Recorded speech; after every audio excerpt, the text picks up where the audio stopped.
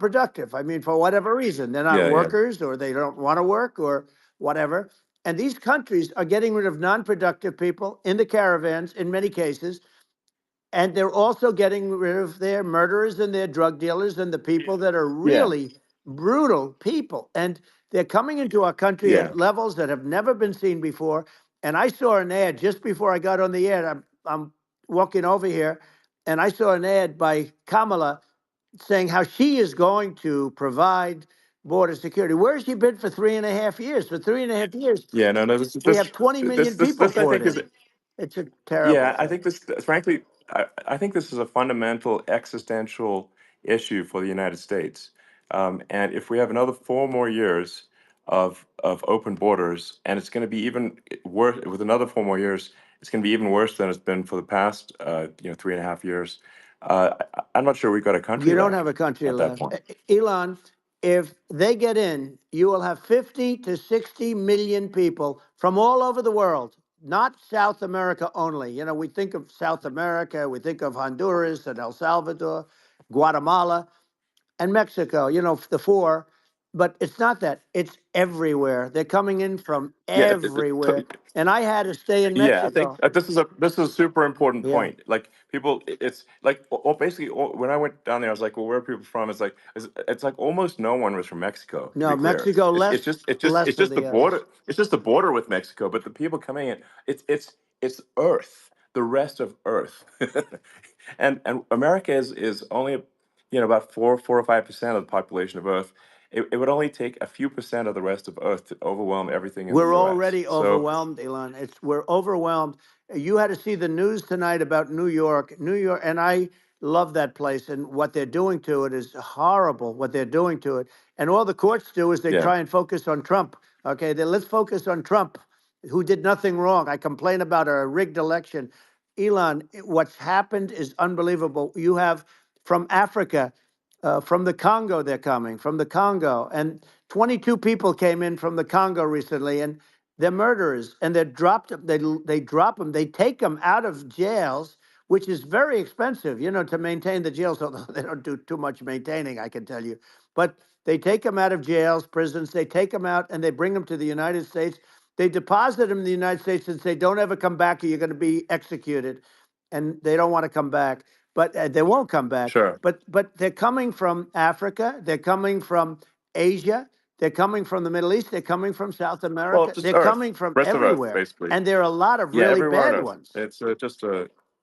It's just it's just an everywhere on Earth thing, and it's just not possible for the United States to absorb everyone from Earth, or even a few percent of the rest of Earth. It's just not possible.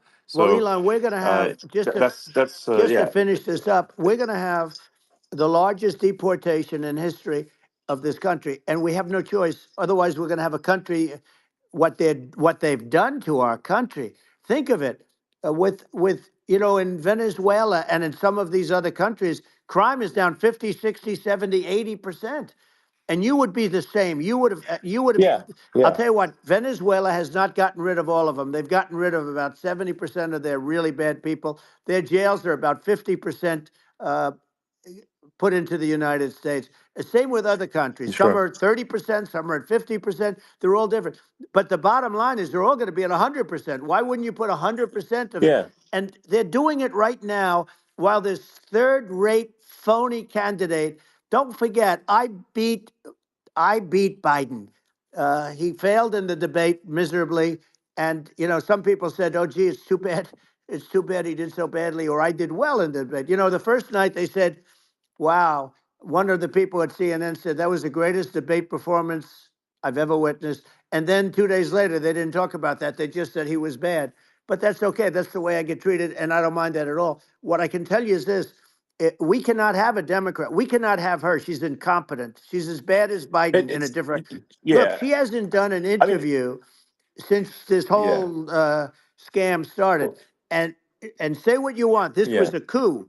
This was a coup of a president of the United States. He didn't want to leave, and they said we can do it the nice yeah. way or we can do it the No, hard way. yeah. Not. I mean, they just took him out back behind the shed and basically shot him. Oh, what they did Biden. with this guy, So and I'm no yeah, fan of his, and he was a horrible president, the worst president in history. And one of the reasons he was so bad, first of all, The Israeli attack would have never happened. Russia would never have attacked Ukraine, and we'd have no inflation. And we wouldn't have had the Afghanistan mess, if you think of it. Well, And we wouldn't have had yeah. Afghanistan. But we think of it. Well, yeah. You take a few of those events away, and we have a different world. We would also have No, no no, you're. Yeah. inflation was caused by oil.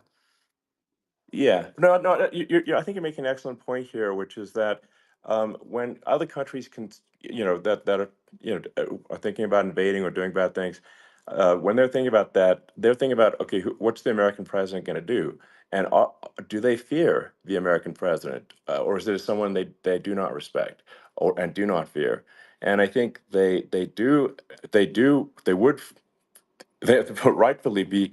I mean, look at the footage of the assassination. They're like, okay, uh, President Trump is like, don't mess with me.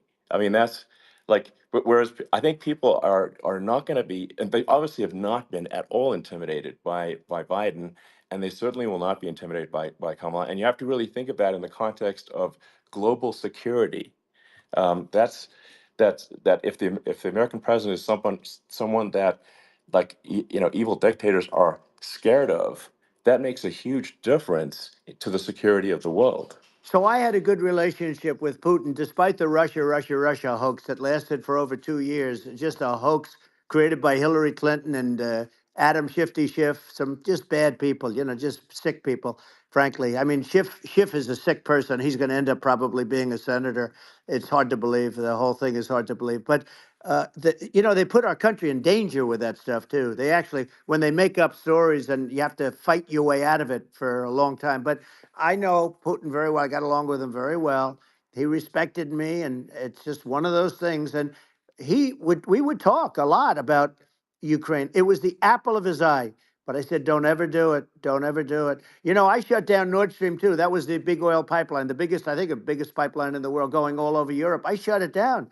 Biden came, and then they say, Yeah, I loved Russia. I was a friend of Putin, and I loved Russia. No, he actually said to me one time, he said, if you're my friend, I'd hate to see you as an enemy. I shut down his pipeline, the biggest pipeline. They were looking at that to yeah, fund, and this pathetic president gets in there, and the first thing he did, one of the early things he did, is he shut down Keystone XL pipeline, which is our pipeline that would have employed 48,000 people, pipeline workers, shuts it down. That was, a massive job that Obama refused to allow. yeah, I allowed it in my first week because it was jobs and it moved oil. And by the way, in a much more environmentally friendly way. It's underground. It's not a truck that catches on fire or a train that catches on fire. But think of it. He shut down the uh, XL pipeline, the Keystone XL pipeline. He yeah. shuts that down and he approves the Russian pipeline, Yeah, it doesn't make any right? sense. It's like it's inconsistent. Certainly but I mean, I think it's just worth emphasizing to listeners the the immense importance of whether the United States president is intimidating or not intimidating, and how much that matters to global security. Because there's some real tough characters out there, and if they don't think the American president is tough, they will do what they want to I do, know every one of and them. it puts the whole Yeah. world in danger. Elon, I know every one It's of a them, big and I know deal. them well. I know Yeah, Putin. I know President Xi. I know Kim Jong Un of North Korea. I know every one of them. And let me tell you, people will say, "Oh, this is terrible." He said, "I'm not saying anything good or bad. They're at the top of their game. They're tough. They're smart. They're vicious, and they're going to protect their country. Whether they love their country, they probably do. It's just a different form of love, but they're going to protect their country. But these are yeah, tough people at the top of their game. And when they see a Kamala or when they see Biden, Sleepy Joe, they can't even yeah, believe it. They can't believe this happened. All the stuff that you're seeing now, all the horror that you look at Israel, they're all waiting for an attack from Iran. Iran would not be attacking, believe me. When I was there, and I say it with respect because I think we would have been good with Iran. I don't want to do anything bad to Iran, but they knew not to mess around. Iran was broke because I told China, if you buy from Iran oil, it's all about the oil. That's where the money is. But if you buy oil from Iran, you're not going to do any business with the United States. And I meant it. and they said, we'll Yeah. pass. Yeah. They didn't buy oil. Other countries likewise. Sure. You want to buy, you're not doing business with the United States. And they were at a point where they had no money for Hamas, they had no money for Hezbollah, they had no money for any of these instruments of terror. And it was amazing. In fact, there were articles when I was leaving, which is hard to believe actually, especially when you look at what's happened to our country. Our country is so bad right now. It's such a different place. We were respected. Think of it. 4 years ago, we were so respected to a point where when I said don't buy oil, they didn't buy oil, but they had no Yeah. money Yeah. and Israel would have never been attacked. Zero chance. And again, I said to Vladimir Putin, I said, don't do it. You can't do it, Vladimir. You do it, it's going to be a bad day. You cannot do it. And I told him things that what I do. And he said, no way. And I said, way. And you know, it's the last time we ever had the conversation. He would never have done. I got along well with him. I hope to get along well with him again. You know, getting along well with them is a good thing, not a bad thing. I got along well with Kim Yeah. Jong Un when I met with President Obama just before entering. You know, it's a sort of a ritual. And I sat down with him and we talked. It was supposed to be for a very short period of time. It turned out to be a long period of time. I said, "What's the biggest problem?" He said, "North Korea." I had that problem worked out very quickly. It was nasty at the beginning with Rocket Man and all the different things, Yeah. but all of a sudden I Those got a some those call. those some Oh, those were some epic tweets, by the way. yeah, they Those were were no, like they were epic. absolutely. Everything he said that he has a red button on his desk. I said, I have a red button on my desk too, but my red button is much bigger, and my red button works. And then I called him Little Yeah. Rocket Man of Little Rocket Man. Anyway, here's the bottom line. All of a sudden I got a call from him and they said they want to meet. They want to meet me. And we met, Yeah. as you remember, we met in Singapore. We met also in Vietnam.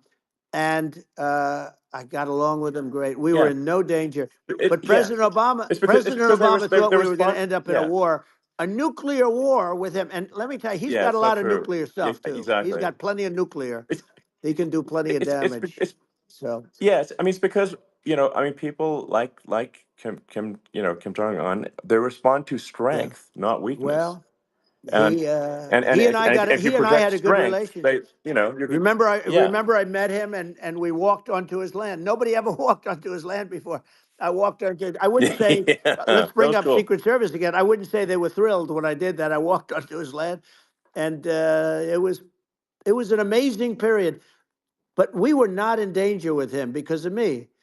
I always Yeah. say that we have enemies on the outside and we have enemies on the inside. We have some really bad people in our government and people that are and controlling of the people. I mean, I'd mention names, but I really don't want to give them the credit.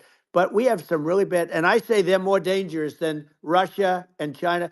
If you have a smart president, a president that gets it, we are not in danger from those countries because they need us and they need our help. I mean, we forced Obama, if you think about it, Obama and Biden and Bush, to a certain extent, in all fairness, forced Russia and China together. And if you're a history student, the first thing you learn is you cannot let Russia and China align. But then they also got, if you take a look, Iran, and they have North Korea. That's, they call it the axis of evil. In the old days, you had the axis of evil. Here we have a modern day axis of evil. These are powerful countries, very heavy nuclear, which is the biggest threat. Yeah. The biggest threat is not global warming, where the ocean's going to rise one eighth of an inch over the next 400 years. And you'll have more oceanfront property, right? The biggest threat is not that. The biggest threat is nuclear warming, because we have 5 countries Well, now that yeah. have significant nuclear power, and we have to not allow anything to happen with stupid people like Biden. Biden did something with Russia. There was no chance of him ever going in. And when I left, and then after I left, they started forming big armies on the border with Ukraine, right? And I looked at that, and I thought he was doing that because Putin's a good negotiator. I thought he was doing that to negotiate. But then Biden started saying such stupid things. For instance, he said that it can be a NATO country. Now, Russia, for as long as there's been NATO, has said we're never going to agree to that. And we go right up front and say that. And we did things and said things through this president with a low IQ, very low IQ. He had a low IQ 30 years ago, by the way, but now he might not even have a IQ at all. There's nothing on the board that goes this low. He said things that were so stupid that war would have been that war had zero chance of happening if I were there. Zero chance. He was saying everything Yeah, the opposite. Everything the opposite. And it's so sad because many more people have been killed in Ukraine than you read about. You don't read about how bloody it is and how disaster. Hey, sure. look, just in the two armies, you lost 500,000 people, and Yeah. uh, and No, Ukraine's having a hard time. Ukraine, I don't know if you saw yeah, the article recently, and it's true. You don't hear the true story, but if you think about it, Russia's gone. Russia defeated Germany with us, and they defeated Napoleon. They've been around a long time. They're a big fighting yeah. force, So, of and it's course. very unfair. And Ukraine now doesn't have enough men. They're now using young men and very old men to fight, and we're in a very bad position. And I'm not going to blame exclusively, but I can tell you, I could have stopped that, and a smart president could have stopped that. It wouldn't have happened. But we had a Yeah, man that actually made it. It made it more prevalent. It was so bad. The words that he was using, the stupid threats coming from a stupid face that he was using. I said, this guy's going to cause us a war. He's going to cause us. And let me tell you, yeah, it can yeah, lead to World War III. That can lead to World War III. The Middle East can lead to. We have numerous places that could end up in a yeah. World War III right now for no reason No, whatsoever. I think you're right. I think people underrate the risk of World War III, and it's just when you're looking at the risk of global thermonuclear warfare, it's game over for humanity, and it's something that people have, I think, after the end of the Cold War, people have become complacent about, but they actually have forgotten that there are currently a lot of nuclear missiles that have targeting parameters for the United States from other 100%. countries. And one of the things And we're going to do is it's we're going to yeah, build an iron dome over us. Israel has it. We're going to have the best iron dome in the world. We need it, and we're going to make it all in the United States. But we're going to have protection because it just takes one maniac to start something. We're going to have protection, and we're going to have. Why shouldn't we have an iron dome? Israel has one. Some other places yeah, have one that nobody even knows about, frankly. But Israel has it. We're going to have an iron dome. But with all of that being said, to me that's so important, the most important. But with all of that being said, the election's coming up, and the people want to hear about the economy and the fact that they absolutely, sure. can't buy groceries because they don't have enough money to buy groceries. The inflation has killed them. Food prices are up 50, 60, even 100% in some cases. And this stupid administration allowed this to happen. And it's a shame. And that's the thing that people most care about, in my opinion. They care about the border a lot. And we discuss the border at great length. It's nice to have a Yeah, yeah. forum like this where I can discuss something at length. And by the way, do you think Biden could do this interview? Do you think that Kamala could do this interview? They would take a pass on No, they you. could not. So they don't need Elon. They don't need Elon screaming out questions. It's pretty sad when you think that somebody that does this for a living can't answer a question or is afraid to do an interview. And in her case, with a very friendly interview, she's got all friendly interviewers. It's pretty sad. Yes, But the absolutely. big thing now is the Well, economy, Elon. yeah, And as much as yeah, I mean, I view nuclear as the single most important thing, but a lot of people don't. A lot of people don't understand that. But it doesn't have to. If I understand it, that's all you need. Because if I was president, you're not going to have that kind of a problem. But the thing that they really is making them angry is what Kamala and Biden have allowed to happen to the economy. It's a disaster with inflation. The inflation, it yeah, doesn't matter what you make. The inflation has eaten you alive. If you're a worker or if you're just a middle income person, you can't afford. 4 years ago, 5 years ago, people were saving a lot of money. Today, they're using yeah. all their money and borrowing money just to live. It's a horrible thing Right. that's happening, and we'll end that Well, I think quickly. a lot of yeah, a lot of people just don't understand where inflation comes from. Inflation comes from government overspending because the checks never bounce when it's written by the government. So if the government spends far more than it brings in, that increases the money supply, and if the money supply increases faster than the rate of goods and services, That's right. that's inflation. Um, So really, we need to have we need to reduce our government spending, and we need to re-examine. I think we need like a government efficiency commission to say like, hey, where are we spending money that's sensible? Where is it not Right. sensible? And we need to live within our means. We're currently adding, I think, $1 trillion to the deficit every roughly Right. every 100 days. That's right. And the interest payments on the national debt have now exceed the defense budget. It's on the order of It's $1 trillion, and interest. it keeps Yeah, I growing. rebuilt our military, largely rebuilt our military, did a great job on it, which was so important. You know, we had jets, we had fighters that were, and bombers that were 70 years old, and we did a great job in that. Then we, by the way, then we gave 85 billion of it back to Afghanistan, if you can believe it. We gave them 85 billion. You know, they're one of the largest sellers Yeah, of military equipment in the world. They're selling what we gave them. That was one of the most embarrassing days in the history of our country. But if you think about, let's go back to the economy. We have to bring energy yeah, prices down. Energy started at the price of gasoline. Now your cars don't require too much gasoline, so you know you have a good, and you do make a great product. I have to say, I have to be honest with you. thank That you. doesn't mean everybody should have an electric car, but these are minor details. But your product is incredible. But the Thank you. gasoline, Elon, is the cost of energy. Not only gasoline, it's the cost of heating your house and cooling your house. That has Sure. to come down. It's gone up 100%, 150, and 200%, and that has to come down. When that comes down, and we're going to Yeah, drill, baby, drill. You know, they stopped drilling, and then they went back to drilling because they went back to the Trump policy. But if they won the day after they get into office, we're going to, this country will go out of business because they're going to go to an energy policy that's not sustainable, wind and different things. You're not going to have anything. yeah, And I know you're a big fan of the AI, and I have to say yeah, that AI, and this is shocking to me, but AI requires twice the energy that the country already produces for everything. So you're going to have to build, we're going to have to build a lot of energy if our country will be competitive with China, because that's our primary competitor for this on the AI. You're going to sure. need a lot of Well, I mean, electricity. You're going to need tremendous yeah. electricity, like almost double what we produce now for the whole country, if you can believe it. Sure. Well, just going, back to this, like this basic thing, which that people try to make it sound complicated, but it's not. But inflation is caused by government Right. overspending. Would you agree that we need to take a look at government Yes. spending and have perhaps a government efficiency commission that just tries to make the spending sensible and so the country lives within its means, just like a The person does. waste is incredible, and nobody It negotiates is. prices.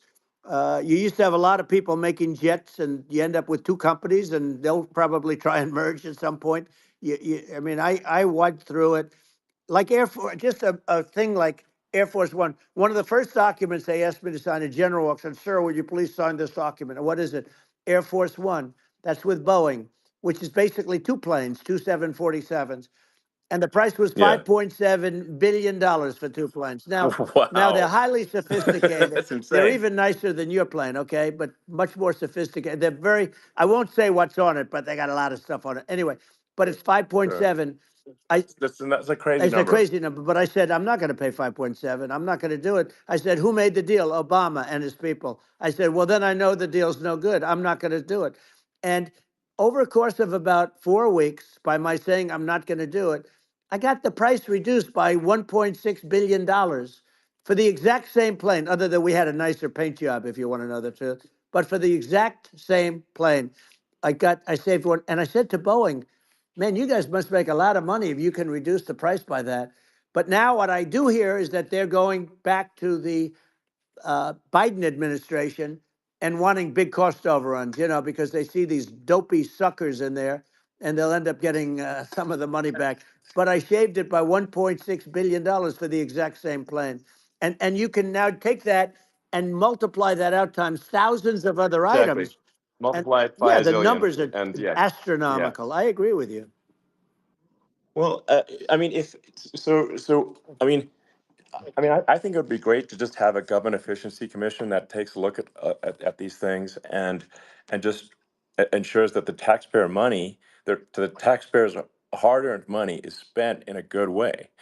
I'd be happy to help out on such a commission I'd love if it. it were formed. Well, you're the greatest cutter. I mean, I look at what you do. You walk in and you just say, "You want to quit?"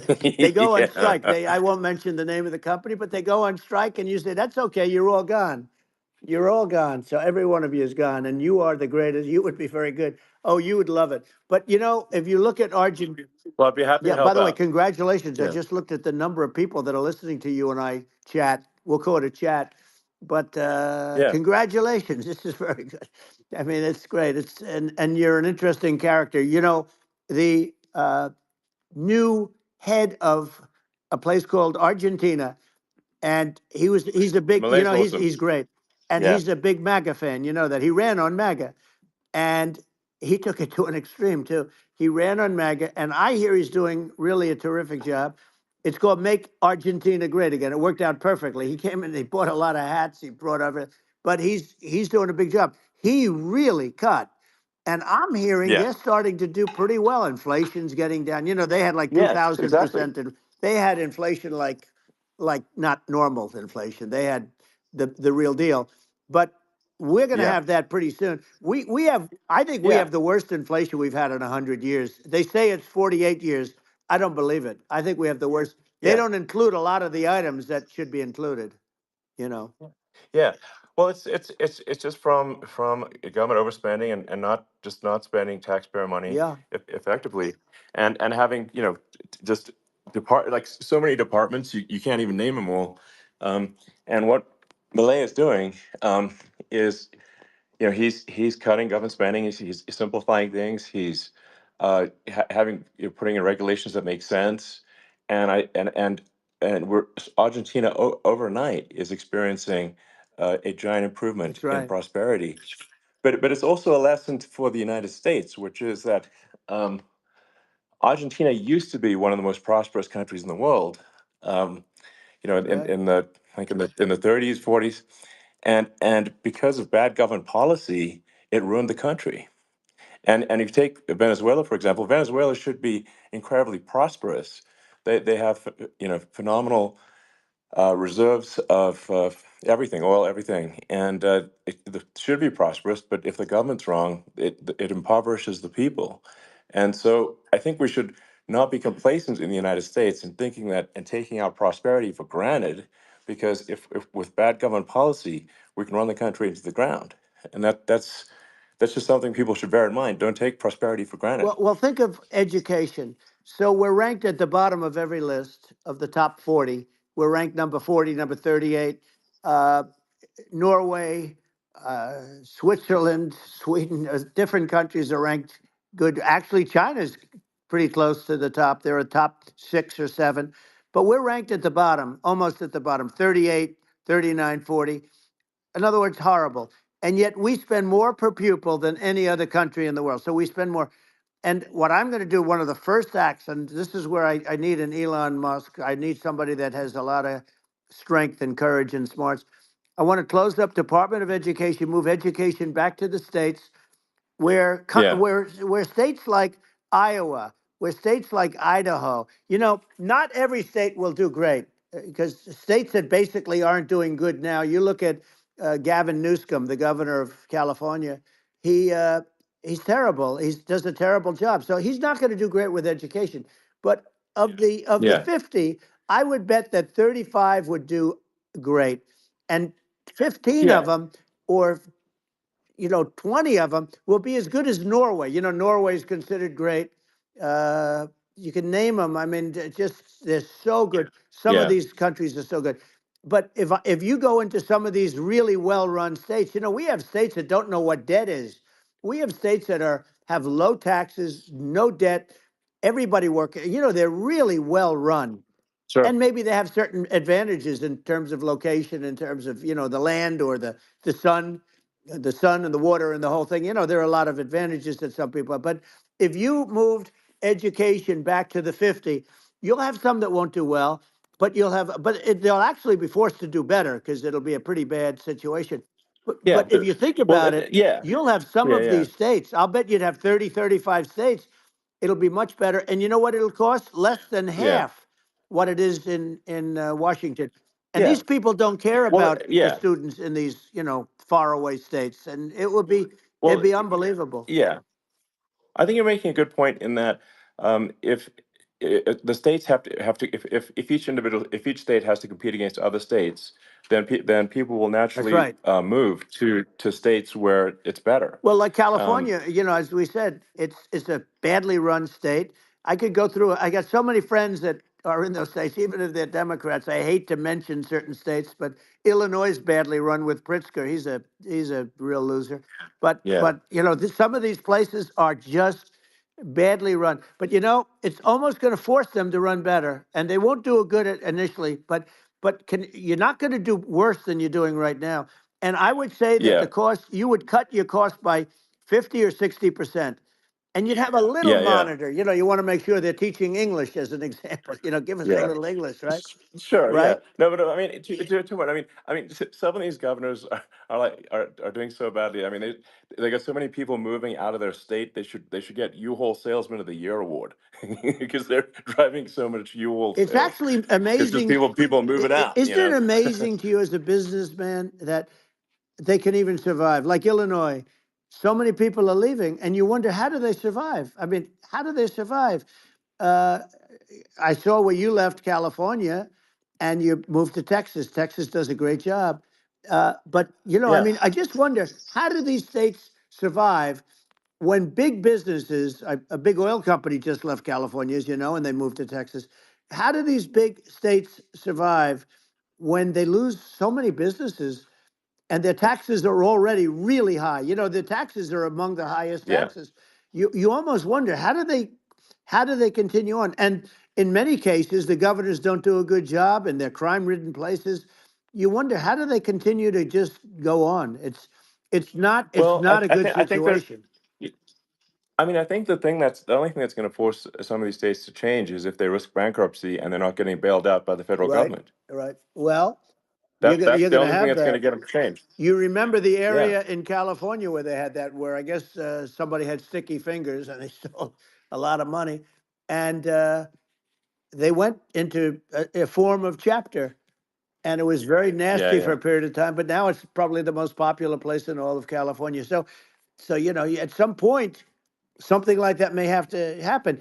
But the problem is, you can't penalize people that loan money to the state when you have incompetent people like a Pritzker. Look, the family didn't want him in the family business, and then he ends up being governor of Illinois. So what is he going to be? Is he going to be a great governor? And you have people. I could name every one of them. I got to know every one of Yep. these, and some are very good, and some are just horrible.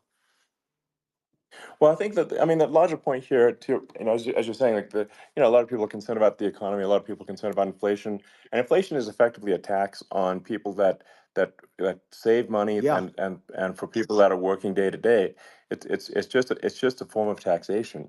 And if we can solve the government spending problem, we'll solve the inflation problem, which means people will have a better standard of living, and yeah. that's a really big Well, the deal. people that got hurt Um, worst are the people that did it the way they were taught to do it all through, their younger life and their young life and their whole life. The people that saved money and then they got no interest on their money and inflation destroyed them. And frankly, they were almost better off if they didn't do anything like that. I mean, those people have been absolutely decimated, and we're going to bring those people back and help those people. We've got to get the prices down. When I look at bacon costing 4 or 5 times more than it did a few years ago, sure. when you look at some of the food products in grocery stores, people go, they can't believe it. They used to be able to buy a whole cart, and today, a lot of people just don't have the money. They go in and they can't buy anything. They look at Yeah, it's it's. sticker I shock. think They it. call it Yeah, sticker shock, right? I think it really just comes, like I said, I think it just comes down to really, I guess, two things, which is that if you solve government overspending, you solve inflation, which improves living Right. standards of the average person, and then if you deregulate, like have sensible regulations, so because a lot of the regulations are nonsensical and cause the cost to be extreme for no reason. But unless you've got effective deregulation, like Reagan did a great job on deregulation in the 80s, but it's been 40 years since we had That's right. anyone really. I mean, during your administration, we made some progress, but I think there's opportunity to make, I think, radical progress with sensible regulation. Yeah. And Well, if it was Elon, we those two things, yeah, those are the big yeah, we deals. set a record. We did more deregulation and more restrictions on all of the different businesses than any other president. Remember, I had the rule for everyone we put in, you have to get rid of 10 or 12. And we did Yes. radical cuts on all of that. And a lot of that's being put back by this administration. And we did radical cuts on things that weren't necessary. But we were all set. You know, we had the best economy ever maybe in the world. And then what happened is COVID came in and we had to focus on that and nobody knew what it was. And I always say I got good marks on economy, good marks on military. We knocked out ISIS. We did so many different things. We rebuilt. But, you know, I never got the credit that we really deserved on what we did with COVID. We never got the credit. But if had that not happened, a gift from China, from Wuhan, came in from Wuhan, the Wuhan labs, and I always said it, and it turned out to be right. But Yeah. had that not happened, we were set to start reducing debt. We were going to reduce taxes further. I gave the largest tax cuts, and we were going to reduce taxes still further for middle income people, not only businesses. But we did it for Sure. businesses because they're the ones that's why we had the great job numbers. But we were set to really start reducing debt.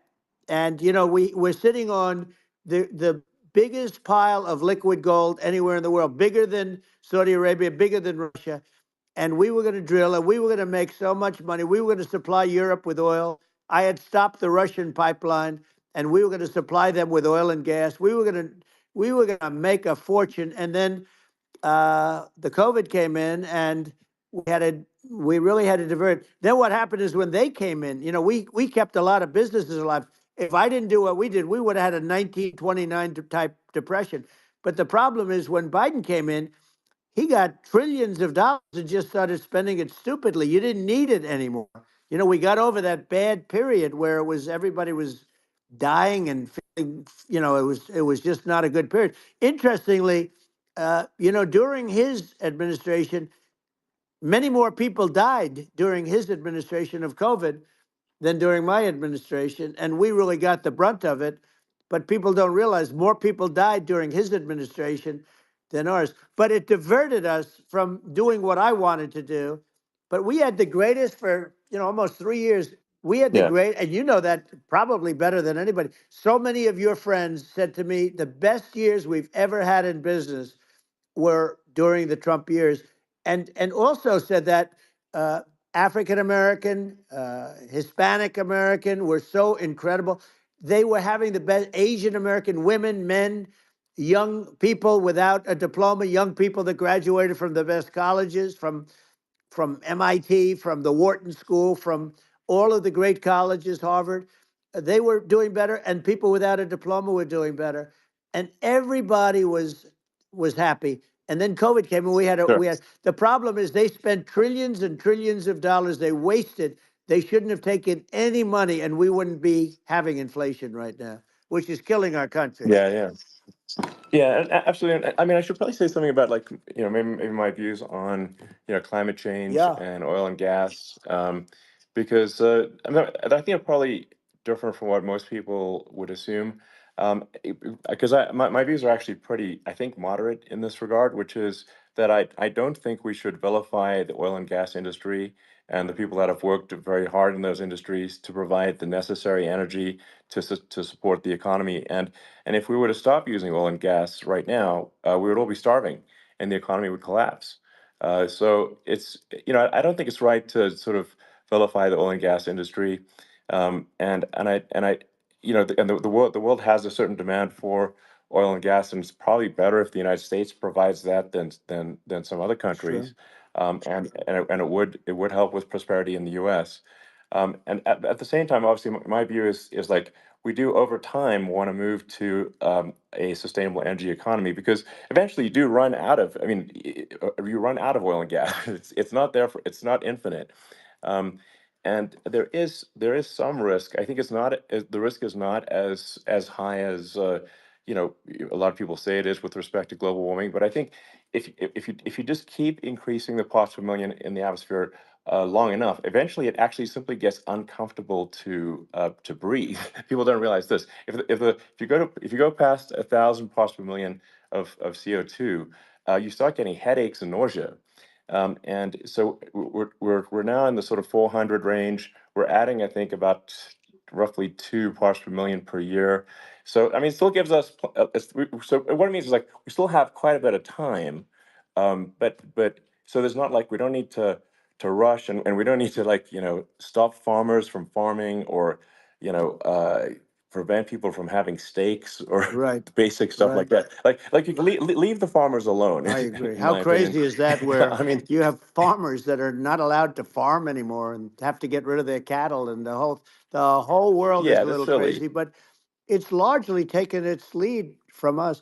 I just say though, I've heard in terms of the fossil fuel, because even to create your electric car and create the electricity needed for the electric car. Fossil fuel is what really creates that at the generating plants. And, so you sort of can't get away from it at this moment. I mean, someday you might be able to. But I do hear we have anywhere from 100 to 500 years left. Much of it hasn't even been found yet. Yeah, But there are tremendous, like Anwar. I got Anwar in Alaska approved. Ronald Reagan couldn't do it. Nobody could do it. Everybody tried. Nobody could do it. I got it approved. The first thing that Biden did was unimprove to get rid of it. He ended yeah. it. His uh, his secretary went in and she ended it. And what a disgrace. That's Anwar. That's bigger, or they think it could be bigger than Saudi Arabia in Alaska. Could be bigger than Saudi Arabia. But they went in and they terminated it. And I'll get it going very quickly, because not only is it big for Alaska, I mean, you talk about economic development, that for the United States, I mean, that is, they say bigger than Saudi Arabia or the same size, and pure, Yeah. really good stuff. And, they end it. So I think we have, perhaps hundreds of years left. Nobody really knows. But during that Yeah. during that I mean, time, my something will estimate. come around that will be Yeah. very good. Yeah. Yeah. Well, I mean, and my estimate would be, a little more uh, aggressive than that, but it's not the sort of like we're all going to die in 5 years stuff. That's obviously BS. Um, but I mean, my view is like if you just look at sort of the parts per million that increments every year, you get sort of 2 or 3 parts per million every year of CO2. Uh, y- I mean, I think some of that it's problematic if it accelerates, if you start going from two or Right. three to say five, and then there may be some situations where you get just a step change increase in the CO2. Hmm. Um, and I think we don't want to get too close to 1,000 ppm, because like that's actually makes it uncomfortable to breathe. Like just existing in 1,000 ppm CO2 is uncomfortable. That's like that's considered like an industrial hazard. Right. Just so so it's that's actually you start getting headaches and stuff. So it's even without global warming, it's not comfortable to live. So you don't want to get too close to that. But I mean, I think we've got. I think we want to just move over, and like, and if I don't know, 50 to 100 years from now, we're I don't know, mostly sustainable. I think that'll probably be okay. Um, so it's not like the house is on fire immediately, but I think it is something we need to move towards. And on on balance, it's probably better to move there faster than slower. But like I said, without vilifying the oil and gas industry, and without causing hardship in the short term. I think this can be done without people can still have a stake, and they can still drive gasoline Sure. cars, and it's okay. It's like it's not. I don't think we should vilify people for it, but I think we should just generally lean in the direction of sustainability. And I actually think solar is going to be a majority of Earth's energy generation in the future, and it's certainly trending that way. Hmm. And so you get the solar power, combine that with batteries, so because obviously the sun doesn't shine at night, and then you use that to charge the electric cars. and you have a long-term sustainable solution. And that's what Tesla's trying to move things towards, and I think we've made a lot of progress in that regard. But when you look at our cars, we don't believe that environmentalism, that caring about the environment should mean that you have to suffer. So we make sure that our cars are beautiful, that they drive well, that they're fast, they're sexy. I mean, they're cool. In fact, literally, I made this sexy joke: Model S, Model 3, Model X, and Y spells out sexy. It's probably the most expensive joke out there. Um, but I don't know, I like cheesy humor, So, um, and but I'm a big fan of, like, let's have an inspiring future, and Yeah. let's work towards a better future, and we can do so without demonizing Right. people. I'm okay. It's very interesting. You use the word global warming, and today they use the word climate change because you have some places that go up, and so they were getting themselves in a little trouble with the word global warming because not every place is warming. Some places are going the opposite direction. But I'm sort of waiting for you to come up with solar panels on the roofs of your cars and on the trunks of the cars, and it just seems like something that at some point you will come up with. I'm sure you'll be the first, but it would seem that a solar panel on the roofs, on flat surfaces, on certain surfaces might be good, Yeah, at least in certain areas of the country where you have the world sure. where you have the sun. But I would think, and I have no idea because that's not my world, but I would think that this would be something that would be interesting. But the one thing that I don't understand is that people talk about global warming or they talk about climate change, but they never talk about nuclear warming.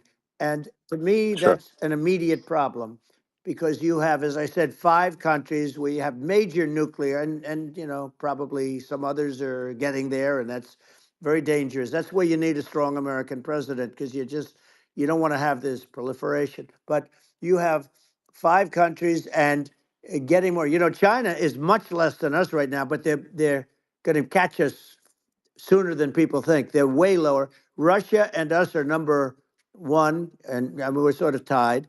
And China is far behind, but they're developing at a level that you're not surprised to hear very fast.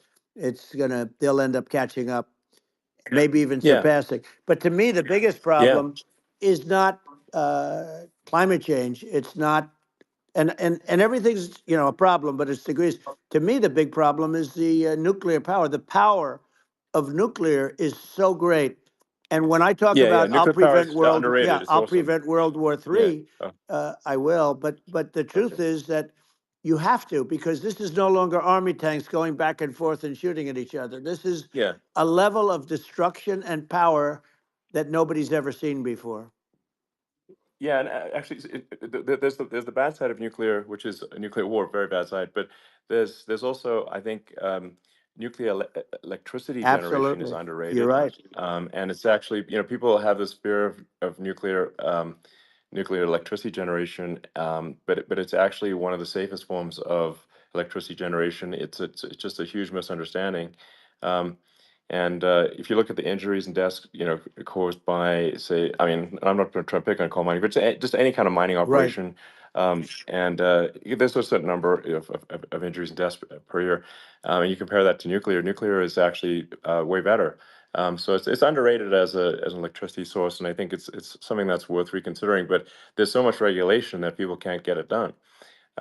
So that Maybe they'll have sort to of change the have it, name. The name is just, it's a rough name. There are some areas yeah, it's a rough like when name. you see what happened in, Good, bad right, branding. The we'll have to branding's rough. rebrand it. We'll have to give it a good name. We'll name it after you or something.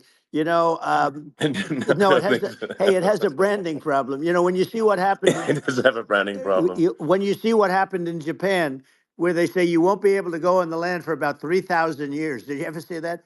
And in Russia, where they had the problem, where there's a lot of bad things happened, and they have a problem. And they say that in 2,000 years, people will start to occupy the land again. You realize it's pretty bad, No, but that's not true. but you're Well, no, right no, about it. It's amazing.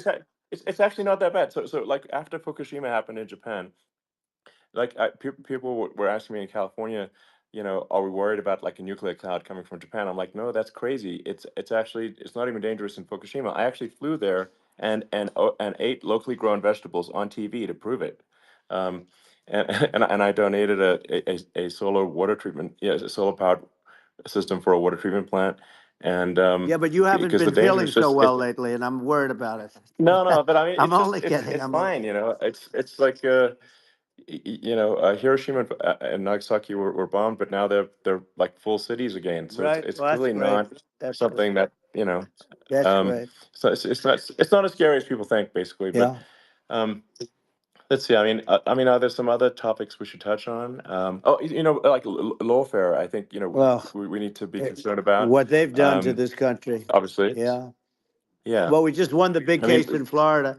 This was a Biden administration did something that's never been done in this country, and that's go after their political opponent, me, with this nonsense and just nonsense. And the big case in Florida we won, but they always pick a judge and a jury, and they use local DAs, they use the local uh, attorney generals like Fani, you know, Fani, spelled yeah, Fani, Fani, and it's yeah, all a big hoax, and it's all run from there. Like in Manhattan, the one of the top people from the Justice Department went in, ran Manhattan, ran the state. The Letitia James deal was run by a person from the Department of Justice, Biden. They've never done this before, sure, and they set up a very bad precedent. It's called lawfare, warfare.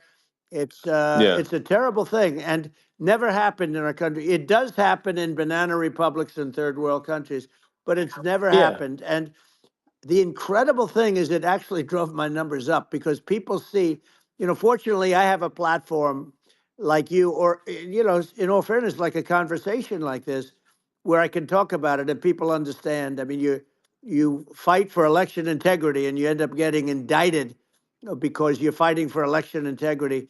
And when the day comes that you can't fight for election integrity, you don't have a country anymore. So what yeah, happens is they went after their political opponent, me. Now Biden's, you know, close to vegetable stage, in my opinion. Okay, I looked at him today on the beach, and I said, why would anybody allow him? The guy could barely walk. Why would anybody allow him? Does yeah. he have a political advisor that thinks this looks good? You know, he thinks this looks good because it looks so bad, and it's ridiculous. I mean, and he's been doing Right, that right. for a long time. You know, he can't lift the chair. The chair weighs about 3 ounces. It's meant for children and old people to lift, and he can't Yeah. lift it. The whole thing is Well, crazy. he's clearly not, I mean, he's clearly like we just don't have a president right You now. don't That's have a just obviously president, the and case. she's going to be worse than him Um, because she is a San Francisco liberal who destroyed San Francisco, and then as Attorney General, she destroyed California. You talk about location, and we're talking about the sun and the water and all. There's nothing better than California. She has destroyed that. She was the original DA. She was the original in San Francisco. She was the original Attorney General in California. What she has done to California is, well, you know better than I do. You just left California for a lot of those reasons. And what she's done with crime, with with cashless bail, where you kill somebody. I mean, we have states now you kill somebody and they let you out right away. I mean, you don't have to even put up, and then they never find the people unless they kill again, and then they let them out again. Our yeah. country is becoming a very dangerous place. And she is a radical left San Francisco liberal. And now she's trying to protect. Now she's looking like she wants to be more Trump than Trump, if that's possible. I don't think it's possible, but she wants to be more Trump than Well, Trump. yeah. I want a wall. I I want, think that's you know, she yeah, wants to release all the yeah. prisoners that are in detention, and some of these guys are really bad. Right. That just came Yeah, I out just saw today. that. She Yeah. doesn't want to build the wall, even though the walls work. Walls and wheels. You know, in your business, everything you do is obsolete. Almost, well, not the tunnels, but everything is obsolete. Even your rocket ships, they're like a month later, they're obsolete. You find a better way to. The only thing that's not obsolete is a wall and a wheel. And the wall, you know, I built hundreds of miles of wall, and that's why we had such good numbers. I was going to add Yeah. 200 miles. We bought it. We could have flipped it up in 3 weeks, and they sold it for 5 cents on the dollar. That meant I said, "Wow, that means that they actually do want to have open borders." She wants to have open borders, and now she's going like she's tough on the border. It's such a lie. Yeah, this is simply not true. Yeah, This is simply not no, and true. everybody Yeah, knows it's it's simply not not true. true. It's a disgrace that she can Yeah. say it. No, I mean, obviously, what's happening sort of overnight is they're rewriting history, and and making Kamala sound like a moderate when in fact she is far left, like far Worse left. than Bernie Um, Sanders. She is considered more yeah, liberal by far than Bernie Sanders. She's a radical left lunatic. And if she's going to be our president, very quickly, you're not going to have a country anymore. And she'll go back to all of yeah, the things that she believes in. She believes in defunding the police. She believes in no fracking, zero. You don't. Now all of a yeah, sudden she's yeah, saying, no, I will. I really want to see fracking. If they got in, the day she got in, she'll end fracking. And by the way, if people didn't think that, the lunatics that really believe in that, they won't vote for her. Like like the yeah, Palestinians and Israel. She is so anti-Israel, and she's bad for both. Biden actually did something that was impossible. Both sides hate him. Both sides. That was a hard yeah. thing to do. Unification. Yeah, no, no. I mean, Netanyahu came to give a talk to a joint Senate and House sitting, and I was there, and Kamala stood him up. What does that say? I think Um, it's highly that's disrespectful. And I say, if you're a Jewish person or if you believe in Israel, if you're a person that, is a very pro-Israel, if you vote for her, it's worse than Biden. And Biden was bad. But if you vote for her, you ought to have your head examined. And you see tonight, I mean, as we're doing this, I'm seeing reports coming that they expect an attack tonight or tomorrow from hundreds and maybe thousands of rockets. Their Iron Dome, as they call it, as we all call it, but their shield that they build, that can be swamped. We'll use the term that's yeah, appropriate, swamped. But they yeah, swamp it by shooting enough missiles. You know this better than anybody. By shooting enough missiles, sure. they can't defend themselves. They just obliterate the whole Yeah, place. And that's what some people think they're looking to do. And we have no leadership. There's no respect for the United States of America with these people.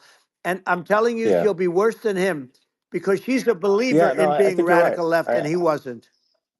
I think you're right. I mean, you really, it's important for the public that may be listening to this to look at Kamala's track record, before the last like month, and say, is that a track record you agree with? And I think if you're an independent moderate, you definitely would not agree with it, because it is her behavior has been far left, and we're seeing just an overnight propaganda attempt to rewrite history and make it sound like Kamala's moderate when she in fact is not moderate. Well, her So I her think running that, mate approved, signed into legislation, tampons in boys' bathrooms. Okay, now yeah, that's yeah, all I that's have to weird. hear. Tampons in That's boys' weird. bathrooms, and that means she Yeah, believes in that too. I mean, yeah, she that's she not picked okay. this guy because he was the closest to her. A lot of people thought she'd pick sort of the opposite, but she picked an anti-Israel radical left person. But she is far worse, they say, than Bernie Sanders. If we have her as a president, if we have a Democrat at this moment as a president, I don't think our country can survive. I think it's a massive. I think we're in massive trouble, frankly, with the Kamala administration, and that's my honest opinion. Um, and uh, and I think really it's essential that you win for the good of the country for this election. And I mean, I'm just stating my opinion. Now, you may have seen this, but I got a letter from the EU Commission, like saying, to not have disinformation on the during this discussion that we're having, and there's a lot of attempts to do censorship and to force censorship even on Americans from other countries, and um, what do you think about that? Well, I know the European Union very well. They take great advantage of the United States in trade, as you know. We, through a different forum, NATO, we protect them, and yet, if you build a car in the United States, you can't sell it in Europe. You just can't sell it. It's impossible. The same thing with our farmers. Our farmers find it very difficult to do business. We have a deficit with them of $250 billion, which people don't know. It sounds so nice, the European Union, but let me tell you, they're not as tough as China, but they're bad. And I let them know it. and that's probably why they notified you. No, they don't treat our country well. We defend them, you know, with Ukraine. So we're in for 250 billion, and they're in for about 71 billion, and they have the same size. It's if you add up the European nations that in terms of an economy, it's about the same size. When you say as us, and they're in, Yeah. and they're in much greater risk. They they're right there. We have an ocean separating us from, in this case, the enemy would be Russia. Used to be for the Yeah. Soviet Union, but let's assume they're close enough. And what happens is uh, they're in for 70 something million. I think even less than that, billion, and we're in for about 250 billion, and it could be a lot higher than that. And I say, why aren't you going to equalize? Why aren't they paying what we're paying? And they're in much more, it's much more important for them because of the fact that, they're right near there. I mean, they're all sort of in that location. We're not. But Yeah. they should, and I did it with NATO. There were only 7 countries that were paid up in NATO out of 28 at the time. And the United States Yeah. was subsidizing. Yeah. The United States was subsidizing NATO, tremendously subsidizing NATO. And I said, I went Yeah. in and I said, you Yeah. got to pay up. If you don't pay up, we're not going to defend you any longer. I took a lot of heat, but you know what happened? Billions and billions of dollars came flowing in, and Yeah. I think a lot of the public isn't aware of the fact that the United States pays a disproportionate share of the NATO expenses, and then we get even though taken like advantage of on trade. So think yeah, about it. well, I mean, the point of NATO is defending Europe, and it's it's like then okay, well, why is the United States paying disproportionately more to defend Europe than Europe? That doesn't make sense. That's unfair, and that is an appropriate thing to address. Well, Um, when you talk about so cost cutting and savings and everything else, I mean, honestly, look, there's nobody that feels worse about the Ukraine situation than I do because I know it would have never happened. I know Zelensky. He was very honorable to me because when they went with the Russia hoax and they said I had a phone call with him, he said it was a perfect phone call. It was a great phone call. He could have grandstanded and, said, oh, he was very threatening. He said, no, it was a very nice phone call. I called him up to congratulate him on his win, and you end up getting impeached because these people are yeah, yeah, lunatics. I was talking about the difference from the people within and the enemies on the outside. In many cases, the people from within are more dangerous for our country than the Russias and the Chinas. If you have a smart president, you're not going to have a problem with them. You're going to do things. yeah, Now, they've taken advantage yeah, of us absolutely. incredibly, but you're going to do things with the right person. Yeah, well, I think it's obvious that you're a believer and an advocate of free speech because during your first term as president, you were attacked relentlessly every day, often very unfairly with with false attacks, and you didn't try to shut down the media, you didn't try to inhibit their freedom of speech, and I think that says a lot. Well, the good thing is that you and I have, and some people, very few, we can get the word out. Although sometimes it's hard because they don't want to print it. Like we're having a great conversation right now. Kamala wouldn't have this conversation. She can't because she's not No. smart. She's not a smart person, by the way. She can't have this conversation. And Biden, we don't even have to talk about it. I mean, he couldn't have this conversation. He would have given up on the first half of a question. He would have walked out. He would have said, "Where am I? Where am I going?" So anyway, but Yeah, no, he wouldn't have this. that's true. Not a lot of people would have this conversation, but we cover a lot of territory. But the beauty is that we can have a conversation, and Yes, you I'm can actually able have a to get it out conversation. without because I get treated unfairly This by is a the really press. big point. You can actually have a conversation with you, Yeah, it's nice, isn't it? and you can't have a conversation with Biden or Kamala. It's like not it's not possible. That's true. Um, It's so this is like talking to an NPC. no. So it's just Well, impossible. but think of it. We need a man or person who's unbelievably sharp in order to stop all the nuclear danger and all the dangers that I'm talking about. And I got along with all these. I got along with Kim Jong Un. We had dinner, we had everything, and he really liked me, and I got along with him really well. By the way, he's the absolute boss over there. A lot of people said, "Oh, do you think he really?" That's for Let me sure. tell you, I saw things that you don't want to know about. He is the boss. But we had a good relationship, and he doesn't like Biden. He considers him a stupid man. He said he's a stupid man. Well, at least he speaks his mind. But in this country, you're not sort of allowed to say it, but I guess you are. You should be allowed to say it if Yeah, it's true. But we need smart people, and we need people that have an ability to lead. And she doesn't have that ability. Can you imagine? Now, yeah. Chairman Xi very well. Can you imagine her and him negotiating, or No, it's even silly. It would be standing silly. together? It is, the whole concept Yeah, is ridiculous. She is terrible. She's terrible. But she's getting a free ride. I it saw a would. picture of her Yeah, yeah, on Time Magazine today. She looks like the most beautiful actress ever to live. It was a drawing, and actually, yeah, she looked very much like our great First Lady, Melania. She looked, she looked, yeah. didn't look, Yeah. she didn't look like Camilla. That's right. But of course, she's a beautiful woman, so we'll leave it at that, right? Yeah, well, maybe like I think part of what people in America want to, people in America want to feel excited and inspired about the future. They want to feel like the It's future is true. going to be better than the past, and that America is going to do things that are greater than we've done in the past, reach Right. new heights that make you proud to be an American, and excited about the future. Um, They want the and I American think dream this, back. They want the American dream back. More important than anything else. It's like you don't have that today because the people, they've been just sucked. They see incompetent people running our. You know, the Biden thing is very interesting. People just found him to be incompetent, and when I debated him, I was like, "Is this for real?" It was Yeah, it was just absurd. But I think there are like some grand projects that we could do. I mean, I think like we could build a base on the moon. We could send American astronauts to Mars. We right. could build high speed Yep. connections that are more advanced than anything else in the world between our cities, so people have fast transport. Um, it's possible to solve traffic with tunnels. That's right. We already made great progress in Vegas doing that, and and just do things that are exciting and inspiring and make the future feel like it's better than the past. Well, I saw what you Like, did in Vegas, and I'll tell you, it was amazing. I got to see.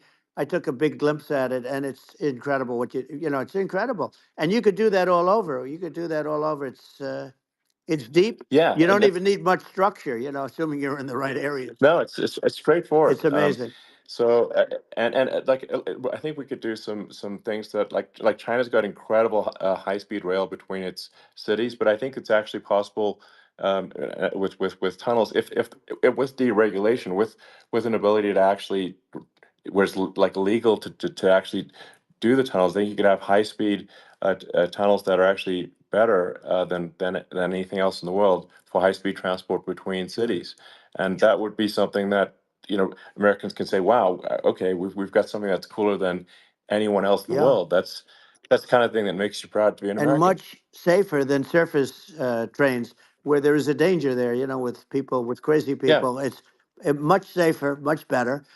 And it's sad because I've seen some of the greatest trains. I find it fascinating, and I've seen the systems and how they work, and the bullet trains they call them, I guess. And they yeah, they go unbelievably fast, unbelievably comfortable, with no problems. And we don't have anything like that in this country, not even close. And yeah. it doesn't make sense that we don't. Doesn't make sense. Yeah, and I think also like there's I'm kind of hopping on the excess regulation, but I think something that like I think people can generally understand is that what happens with laws and regulations is that there's more and more of them every year, and unless there's a process to clean them up, eventually everything becomes You're right. illegal, and that actually it slows down the development of new technologies. I mean, if you take the sort of like I think there's room for some reform at the FDA Yeah. for Yeah. improving the speed with which we approve drugs that could help save lives and improve people's Yeah. lives.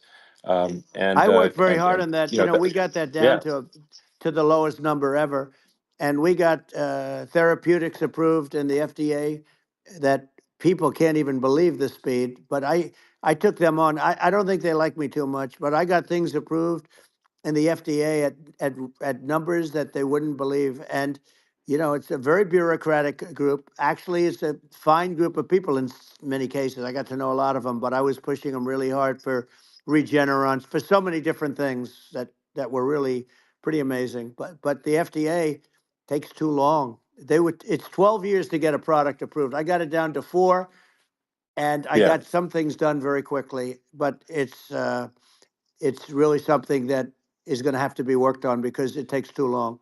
Just takes too long. Yeah, it just takes too long, and it's you end up in the same with the approval, but it's just it takes years instead of something that I think could potentially take Yeah, months, that improves people's lives. I yeah, think and but I just wanted to sort of hop on this point that like there has to be an active process for reducing rules and regulations, because otherwise they just keep building up every year, and yep, you get like hardening of the arteries, and eventually everything's illegal, or takes forever, and then we just we just ossify as a society. Uh, we can't make any yeah. progress, and that's it's a really big Well, you deal. know, Elon, just So getting back to the FDA for 1 second, I got something done called Right to Try.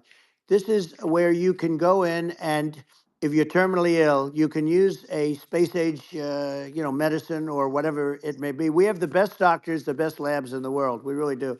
And but people would go to other countries because you couldn't use the product, even if they thought it worked, because it's going through the FDA. I got it approved yeah, where you can yeah, you basically you look, nobody wanted, the doctors didn't want it because of the liability, the country didn't want it, our country, because they didn't want to get sued. These are people terminally ill. The insurance companies didn't want it, and the pharmaceutical companies, nobody wanted it. I got everybody into a room, and we came up with an agreement that you won't get sued. And also, they didn't want it on their record. If somebody's terminally ill and they die after taking a drug, they didn't want that on their record. So we set a separate list. If somebody was, so it wouldn't count as a negative. yeah, Okay. And as you know, we got it yeah, done. We have saved Right to Try. They've been trying to get this done for 58 yeah, years. And it sounds simple, but it wasn't because of, I mean, the insurance companies, nobody wanted it, but we got it done. sure, Somebody signs, you sign a document that you're not going to sue the insurance companies, the country, you're not going to sue anybody. And we got it done. And we're saving tens of thousands of lives. Right to Try. Hopefully you never need it. But if you yeah, do, you don't have to travel to Asia. People, right, if they had money, they go to yeah, Asia, they go sure, to Europe. If they don't have money, they go home and die. That's what happened. They'd go home and yeah. die. Well, I mean, and actually, to give Europe some props here, it's like if a drug is approved in Europe, which has a crazy amount of regulations, it should obviously be approved in the U.S. Yeah. I mean, they got more regulations than we do. So why would a drug be approved in Europe and not in the U.S.? That's crazy. Well, we did it. We did Um, something that really, they've been trying to do it for 50 years, and they just couldn't get it done. And I got it done, and it's really something. But you're right. Some people go to Europe because a drug isn't approved here, but it's approved in Europe, and it's a drug that, generally speaking, would yeah, work. It's pretty crazy. You're absolutely. right. And I think so long as people are properly informed of the pros and cons, and like these are the risks, these are this is the risk, and like you make your own decision. Yeah. That makes sense. Well, I think just So in sort of closing up. And by the way, I'm looking at the numbers. You got a lot of people listening. I hope you don't get yeah. nervous because you got a lot of people listening to you right now, like 60 million or something. What is that number? It's crazy. It's amazing how you can see that right away. How many? What is the number? Wow. What is it? Well, Wow. I think in Wow, terms of that's a people that's a that big that's bigger than you said.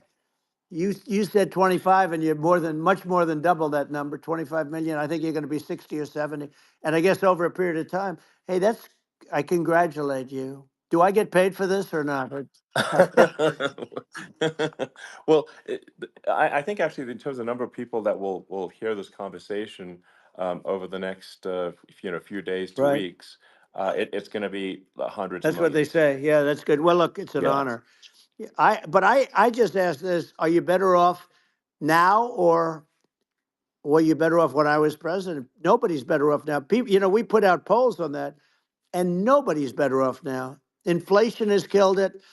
And they also feel very unsafe. You look at what's going on with a lot of different things. You look at the riots we had at the Yeah. colleges over, I mean, it's ridiculous, but Right. all of the riots, they just feel unsafe.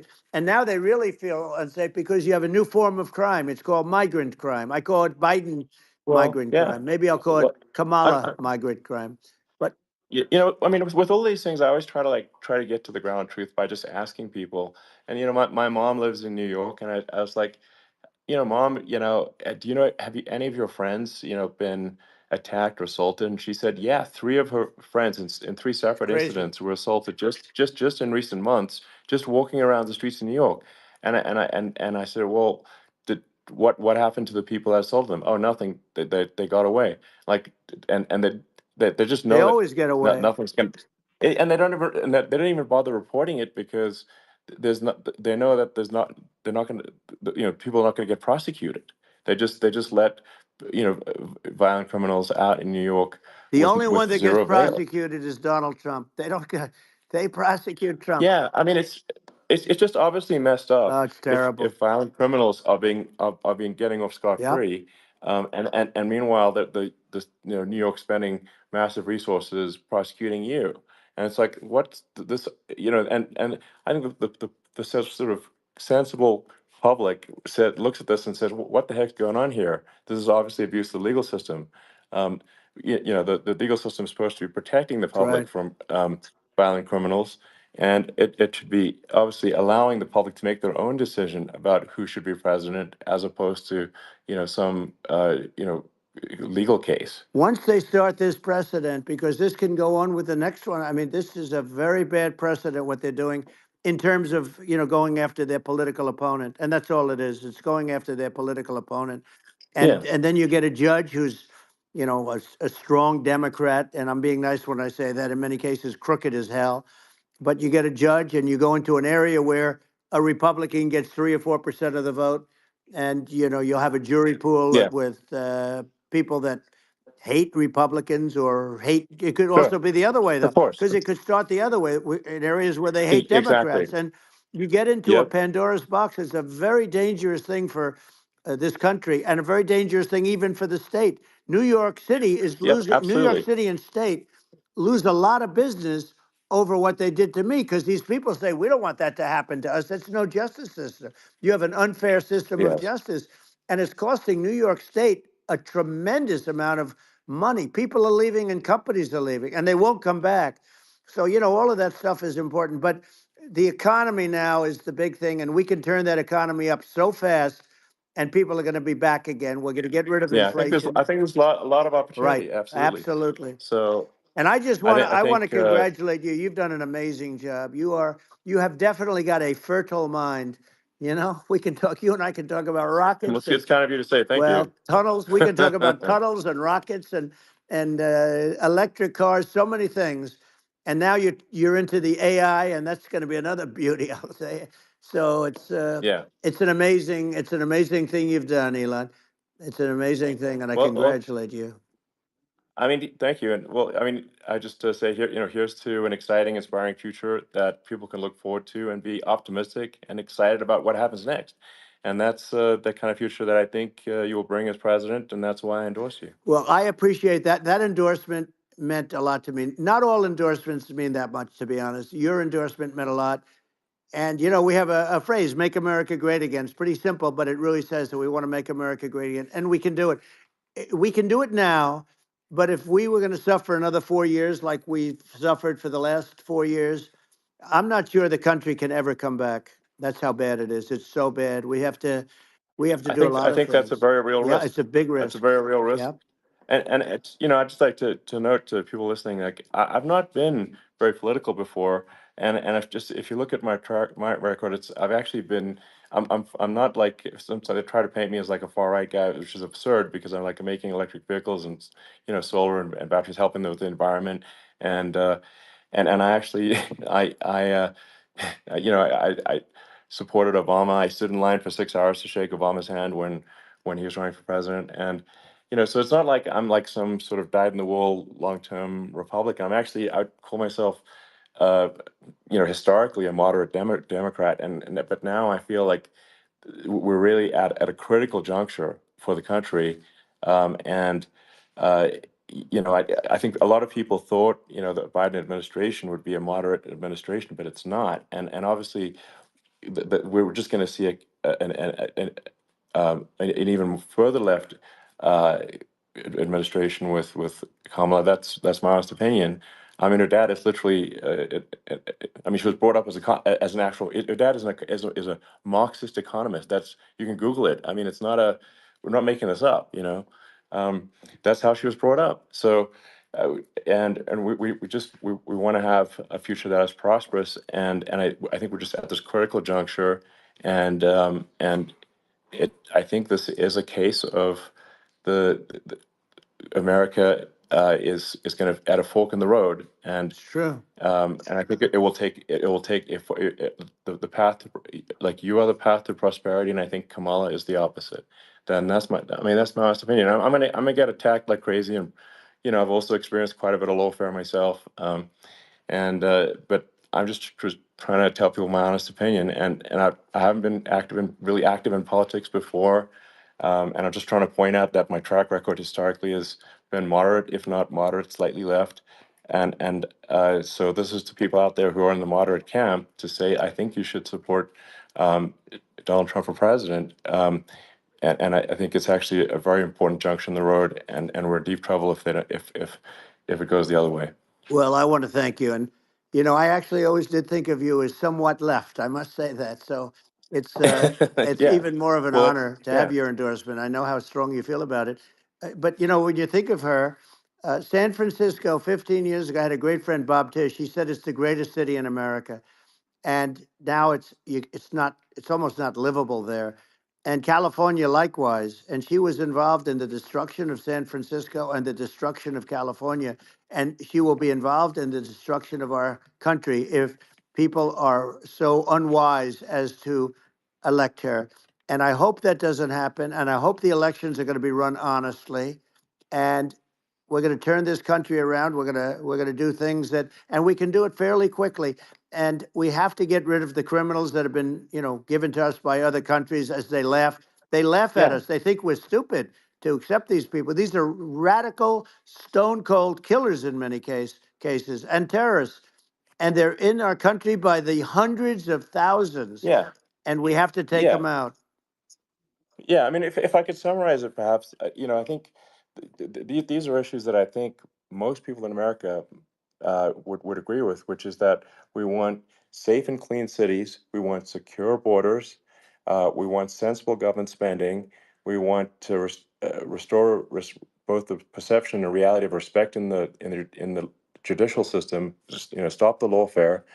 And I think that's like, and how are those even right wing positions? I think those are that's just common sense, and that's I mean, would you agree with that? 100%.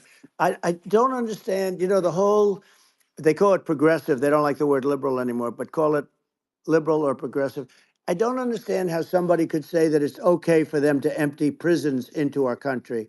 And again, I told you their Yeah, crime rates definitely all not over the world okay. are going way down, which makes sense. In fact, the next time what we'll do is, if something happens with this election, which would be a horror show, we'll meet the next time in Venezuela, because it'll be a far safer place to meet than our country. Okay. So we'll go, you and I will go, and we'll have a meeting and dinner in Venezuela, because that's what's happening. Their crime rate's coming down and our crime rate's going through the roof. And it's so simple. And you haven't seen anything yet, because these people have come into our country and they're just getting acclimated. And they don't know about being politically correct law enforcement or lack of law enforcement.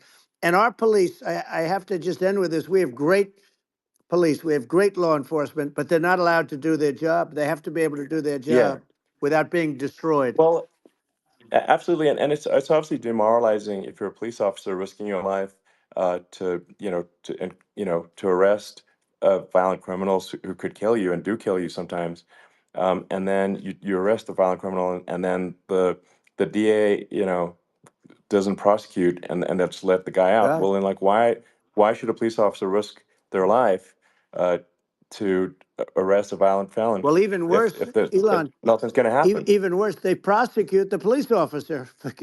They go after it and they prosecute the police officer, and they take away his pension. They take away his Yeah. job. He loses his family. He loses his house. Well, I thought it was very telling, like incredibly telling, that when there was that case where sort of a gang of thugs beat up police officers. I think it was in Times Yep. Square in New York, and and then nothing happened to those guys. They were let out, zero bail, and I think a bunch of them were given free tickets to California. Well, what is I mean, that is that is a gross indignity against the United States, and that's how, I mean, this is insane. Like, have we lost all pride? What that how can such a thing be allowed to occur? I've never seen anything. You know? We see where they get shot. It's a very dangerous profession, but it's something they're very proud of, and they want to be able to do their job. But I've seen them get shot. I've seen a lot of things, but I've never seen where these guys are standing in the middle of a big street, everybody watching them, and they're literally boxing, like punching, stand up fighting a police officer. There were two of them, and you Yeah, had about six yeah, of yeah. these guys, and they're punching the hell out of them. And in their own country, they would be dead if they did that. They'd be shot. Dead. They Yes. would be shot instantly. And they come from these countries, and it's taking them a while to realize that we don't do that in this country. But in their own Yeah, country, if they stood on a street and had a fight with a police officer, they would be shot. There's no political correctness, and yeah. It's it's just such a sad thing to see. And that's the reason you we have yeah crime, we by the way, yeah because we don't do anything about yeah it. yeah we just cannot have a situation where our police officers are beaten up on camera by a gang of illegal immigrants, and then nothing happens to the guys that beat up the cops. I mean, and they're let out. This is Well, we're going to unacceptable. change it, Um, and we're going to get them out of the country. When I first got involved, they said you couldn't get them back to these countries. You couldn't take them back. In the case of Guatemala, Honduras, El Salvador, some others, you couldn't get them back. And I said, really? Oh, you can't get them back because under Obama, he couldn't get them back. They'd fly them in, and they'd put planes on the runways in these countries, so you couldn't land the plane. They'd bring them back. And the generals told me, sir, we can't bring them back. The countries won't accept MS-13 gang members. They won't accept them. And I said, really, how much do we pay these various countries in terms of economic aid, which is also somewhat ridiculous? And the answer was $750 million. I said, good. Tell them they're in default. They're delinquent. We're not paying them anymore because they won't accept yeah, their. it's And you know what happened? They all called me, yeah, every one yeah, of them. They said, we would be honored to take them back, sir. We would be honored. It was so easy. But it's one of those things. And we got them back. We took in so many, the MS-13 is probably yeah. the worst gangs in the world. They're the most vicious, violent. We took them out of here by the thousands and got them out of here. And their countries took them back. And because I said, you're not getting any more economic aid.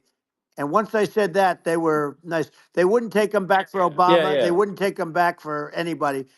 And now we have a problem because we have this guy, and they don't take him back anymore with Biden because they don't respect him. Yeah, yeah. It's just gotta be done. We just can't have whether they're citizens or not citizens. We can't have, because they won't prosecute citizens either. Not just illegals. So that if it's you can't have violent, repeat violent offenders that are not that don't get That's incarcerated, right. because they will obviously, by definition, continue to hurt people. And I think where part of this comes from is that there's and I do sort of consider myself liberal in some ways. I mean, it's just that you want to have empathy for Right. people. Obviously, you want to have empathy for people. I totally agree with that. You want to have empathy, but you also have to have empathy for the victims of the criminals. And if you just have empathy for the criminals, it's actually shallow empathy. It's not real. You're not thinking. You have one layer deep empathy. You got to say, like, what if you don't incarcerate this person? Who are they going to uh, hurt? Who are they might kill someone. They might rape someone. If you don't incarcerate them, you have to have empathy for the victims. And there's a lack of empathy for the victims of the criminals, and too much empathy for the criminals. It doesn't make sense. That's why you want to have deep empathy for society as a whole, not shallow empathy for That's right. criminals. And we have to give our police officers the dignity and the respect that they deserve. And we have to let them do their job. They can do a great job, but we have to let them do their job. And if we don't do that, it's going to all disappear. There's never been a society like this where you're allowed to do anything you want and nothing happens. And I'm talking about violent crime. And it's going to get more violent because these are really, really violent people, and we're going to get them out of our country, and we're going to get them back to because they were sent here by the presidents and by the various people that run those countries. And I know every one of those guys, and they're smart people, and they're streetwise people, and they really think that The USA is stupid. They think we're run by stupid people, and they happen to be right. But when I was there, we had no problem. We got them out. We took out thousands of MS-13 gang members. We brought them back. And now, again, it's the same old story. We don't do it. And they actually gave them a big increase in aid. They raised it up to billions of dollars, and they get nothing for it. So it's. I hope everybody's going to vote for Trump, and we're going to get this country straight. And Yeah. I didn't need this. I, I'm I like you. I didn't need this. I had a very nice yeah. life. I didn't need to go Yeah. through Yeah. court systems and go through all the other stuff and run at the Sure. same time. I have to run. I have to go through fake trials with, in some cases, corrupt judges, totally corrupt judges. I didn't need it. I had a nice life. I have great locations. I have beautiful oceans that I have places. This was, but I felt it was important. And if I had to do it over again, you probably think I'm crazy for doing it, actually. But if I had to do it over again, I would have done it over again, because this is so much more important than me or my life. We're going to save this country. This country is going down. And these people are bad people that we're running against, and they're liars. They make statements. They do things that are so bad. They say they're going to make a strong border. They say they've been great on the border, and they've been the worst in history. They say they're Yeah, going to it's stop horrible. Like crime, the and facts speak for themselves. The it's so facts incredible. speak for themselves. Like it's gotten to the point where people just don't even bother reporting crime in a lot of That's cities right. because they know nothing is going to happen. Um, that's what I hear anecdotally from people all the time.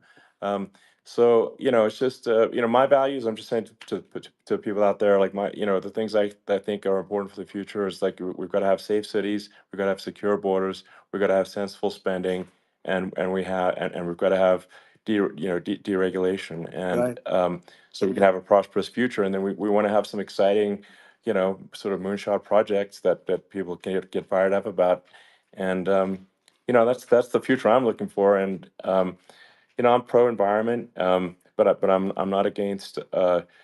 I'm not like I don't think we should vilify the oil and gas industry because they're keeping civilization going right now, and but I do think we want to move at a reasonable speed towards a sustainable energy economy. Those are my values, and I think and so I mean that's uh, why I'm supporting you for president. Well, I So appreciate it. We're going to give incentive to companies to come into our country, not to leave our country. We're going to be giving tremendous incentives. We want companies to build here, not to build in other locations. And we want to create jobs. And again, it's about the American dream. You don't hear about the American dream anymore, Elon. You don't hear. You're the American dream in the truest sense, but you don't hear about the American dream anymore. And you're going to hear about it.